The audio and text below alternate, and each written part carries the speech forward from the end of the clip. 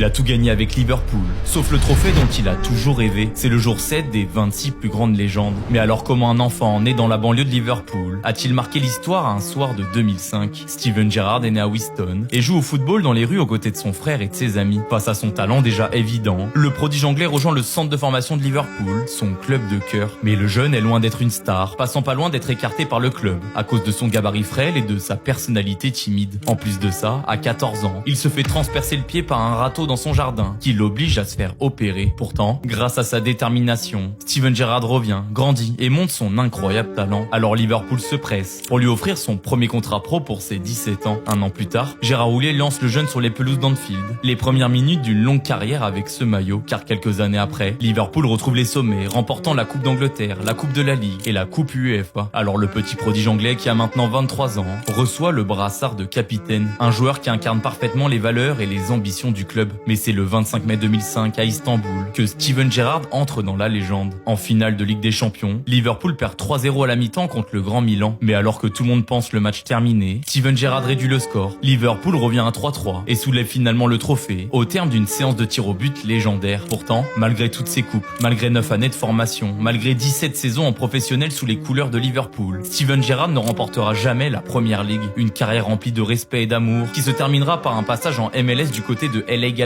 avant de poursuivre en tant qu'entraîneur.